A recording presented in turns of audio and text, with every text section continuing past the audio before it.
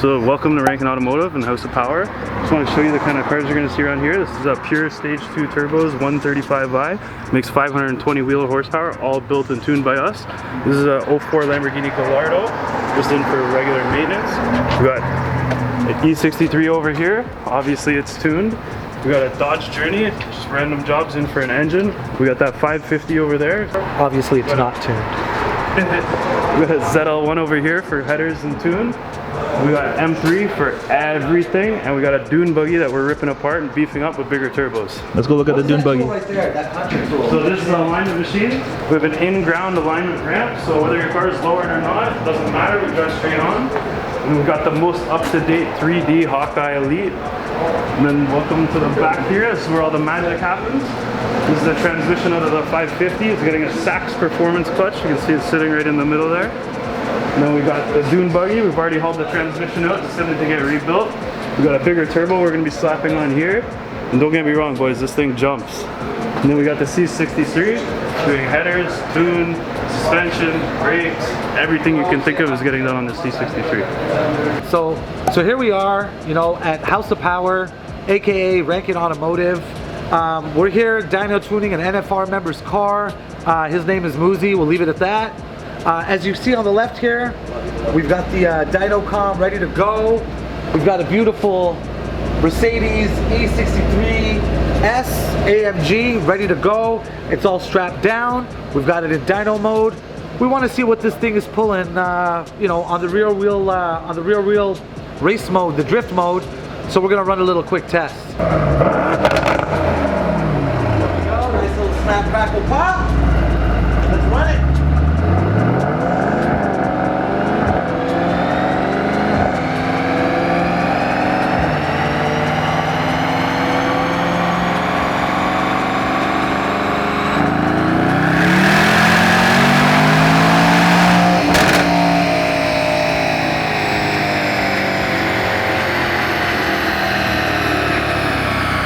So what we've learned from experience is most of the time the Mercedes make the most power on their second and third runs.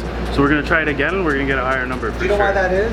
Why are they more powerful? They learn and adapt as you drive them. So now that it's learned that we've got it in rear wheel drive, we've got it in dyno mode, we're going to go again and it's going to learn its atmosphere and add a little bit more timing, a little bit more boost, and it'll make a little bit more power. Awesome, man. Let's hit it. But you can see we're shooting at 641 horsepower and 676 pounds of torque at 4650 RPMs.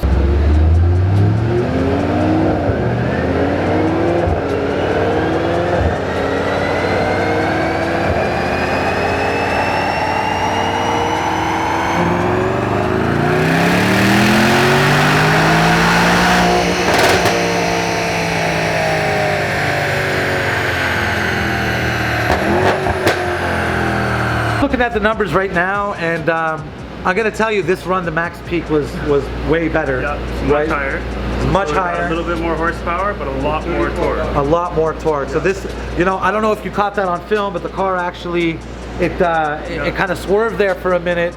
It looked wild. But we're pulling some insane numbers right now at max. We're looking at about 650 horsepower at the wheel and 714 pounds of torque at the wheel. On a bone stock E63 S. I don't know what to say, man. Like that's pretty incredible. Should we do one more run? Yeah, we'll do one more. We're gonna make a couple of adjustments, then we'll get right back at it. Yep, let's do it. Then we're gonna install a blow-off valve and see how that sounds as well, running completely open. So here we go. Let's do our magic.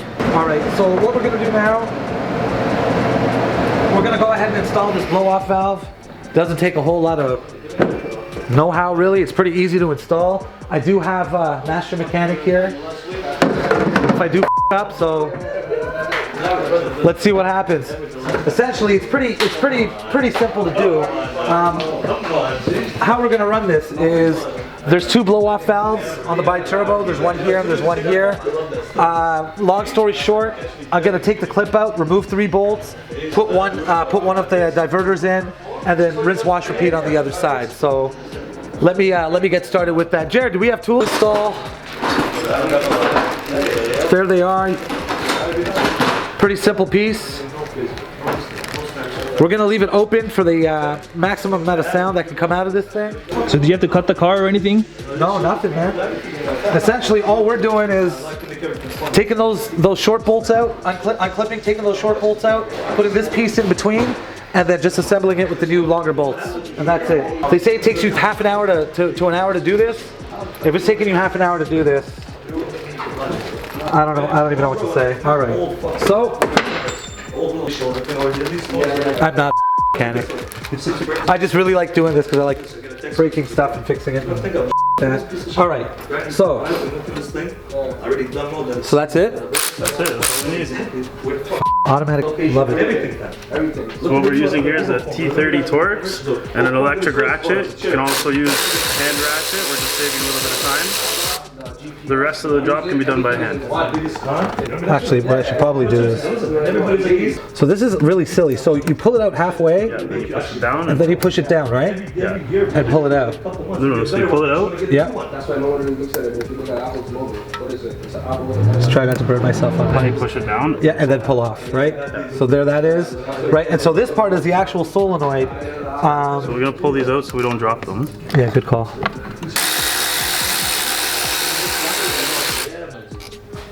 There we go. And then we don't Right need up to use here it. in the Perfect. safe spot. There we go. And then number 3. Yep. Last one. And there we go. Number 3, done. So, Jared, may I hand that to you? Yep. Very, very, very simple. I pull my pants up, grab that other part that I put in my pocket, and that's essentially it, guys. That's all you need to do. Pretty easy. Then put it back into place. There we go. And let me just do it by hand just to get it in. So this is why it takes half an hour when you have guys like me doing it. Jared probably knocked this out in 2 minutes. Did I even put it on right? I don't think I did. No. Yep, so first mistake, trying to get too quick. So what happens here is, this is a solenoid. For those that don't know what a solenoid is, essentially it's electronically controlled, and what it does is it removes out, allowing the excess air to come out, and when it does that, it has no choice but to come out through these little gaps, and it'll make a audible noise, obviously, it'll make a sound where it sounds like psst, psst, psst. So like in Toronto man's talk, it's when you're whispering a shotty and being like psst, psst. There we go. From the high? Yep, hi.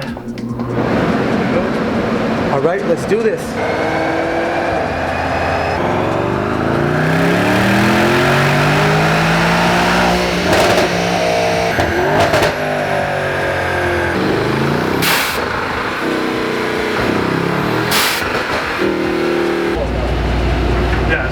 Because we're hitting more boost earlier. So what's happening is I'm hitting the gas a little bit earlier here. So we're hitting a lot more boost, and then the heat's dropping off the horsepower, but we're getting more torque. And we're getting it at lower RPM too now, right? So exactly just to support what he was saying. So as you can see from the first run, we went at 3,000. That's to set up the dyno, and the rest of them we did at roughly 2,500.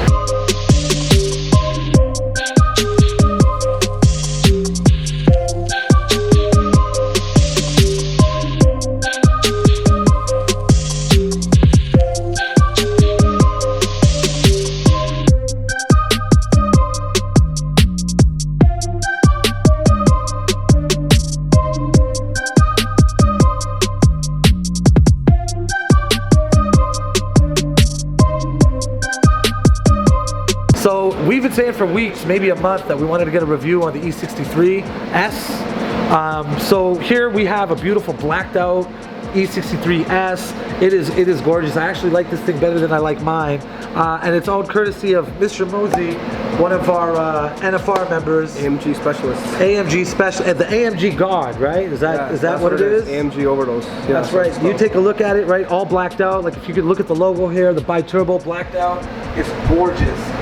None of this chrome BS over the windows and around the side of the car. None of the handles. And if you look inside, well, actually, let's go around the car. I love this lip, and I know there's a little bit of a debate going carbon fiber. but you're gonna, it's just that clean I black did look look. at the mode carbon. I'm not gonna lie, because it is a very nice lip. It looks just like this, but it's just carbon. The only thing is with this car, it's more of a sleeper's look, like you said when we were buying them, because we bought these together. Yeah, so We actually exactly. have two of them. We have one out front, which is his, and we have one which is mine. Yeah. They're both running the same type of mods on them as of now, but Which is not blow off valves. yeah, the VTA runs the atmosphere thing. But this car is really amazing because I sold the S63 for this car. So, and as whoever knows what S63 is, it's a big car. It's like a big statement. But going from an S to an E, most people wouldn't do, but this car is completely worth it. I don't look back until I look in the back seat. And honestly, you can't get better than this. This thing will fry most of the stock Lamborghinis off the line. Huracan's not Aventadors, I don't know about those. This is true. This is true. Even R8, V10 Plus, anything, this thing will take it, no problem. One thing. I heard that there was rumbling that like an E63 S took out a RS7. Was it an RS7? So yeah, so we so far have done polls with 3 cars, and there was a RS3 in there, an S6, and there was a GTR. What the guys claimed that he wasn't ready or whatever. But all those 3 cars, they lost to this car off our dig, not rolls. We did digs at the disclosed location in Mexico, and this car, you're laughing, mate. But yeah, this car took him, man. It's honestly, Mercedes has outdone himself. Even Chris Harris said this thing makes the RS6 that doesn't come here, right? Yeah. Feel sluggish. Yeah. Which is a big statement. That's why we know everyone here is driving AMGs. Yeah. Don't get it wrong, I own an AMG too. You pulled up here in a Lamborghini though. There we go. He was mad that Dreams he's came true. 63 AMG. Dreams to come true. like, it's such a good car. Like, he has an SVJ, and he's like, like this thing makes me not miss the SVJ. I'll be honest, it's night and day. When you want to ride, you want to cruise, you want to chill, you need a nice massage, you just got to watch out because it gets you kind of right. This is a car you cruise in, man. It's just, it looks so dope. It looks... Yeah, but the designing's from the S-Class. They have the Stardust features in them, whatnot. But like, I have a M157 CLS63 S, but even that, like, they all feel sluggish compared to this thing. I don't know why. It's just, there's a lot of power in this car for a very small body. They're also all aluminum now, so they're cutting down on weight. It's not like usual Mercedes stuff. Let's take a look inside here. So, you know, none of this fake carbon fiber stuff, right? Carbon fiber accents, right? The nice leather, right? It goes all the way across the dash. Take a look at that dashboard, all digital, right? So both screens light up, high resolution. It gets very, very, very bright. I got to turn mine down. You've got a touchpad in the middle. Inside of the little tray here, I don't know if you can get this, but inside here, there's an NFC battery charger. That's the first car I've owned that actually has that. There's also a little slot for your key to charge it. Yeah, that's right. Right here, there's like a little slot here to put your key. You know, because obviously you don't want it in your pocket or anything, right? And then of course, Mercedes, one of the statements they always do when you kill the engine is, don't forget your key. Yeah, it's on the dash right now. Don't forget your key. It is on the dash right now. It's weird because the key's not even in it. That's for your car. But it's very similar to the S-Class, this thing. It's built very nice, like you said. Like, it has all these features that you wouldn't expect in a car. If you go 5 years back, the E-Class did not come with these things. Like vented seats.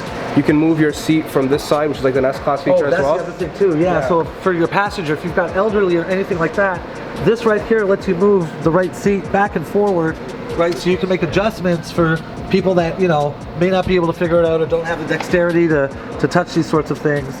So that's actually really cool. Here's the vent, here's the heat. You've got thigh support as well, right? Drop it down. I hope you got memory settings. And again, I'm coming from an S-Class, so like this thing, like, I don't miss the S-Class. I know it was a 63 fully loaded and whatnot, but this thing, like, it beats it, right? Like, it doesn't make you think about the S-Class. Of course, until you look in the back seats. Well, no, but yeah. and the thing is, right? So unless, I know, like, you'd want to hire a driver, Yeah, because then you get to enjoy the back seats, right? Yeah. But like, that's the thing that this thing is just, it surprises you, man. I've had so many AMGs like over the years, but like this thing is just completely different from all of them. It is. Yeah, and it has that drift mode feature, which is really cool. Because when you want to hoon around, you can do it. It comes with 20s. I wish it had PS4s like his car, because his car does have the PS4s on it.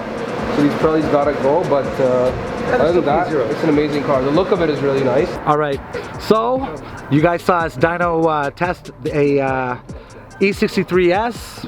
Looked really, those numbers are just insane. We took you through the shop here at Rankin Automotive. right, owned by our good friend Jared Ranson. Saw a couple of really cool cars, saw a Gallardo out here as well. Stay tuned for the next video, guys. You know, we're probably not going to call out what we're going to do because we like to hit everybody with a little bit of a surprise. Finally got the E63 review out. I mean, I know it's been a couple of weeks where that needs to happen, but we'll always get you something special. The weather is nice in the Great White North here, so let's start this summer off with a bang, guys.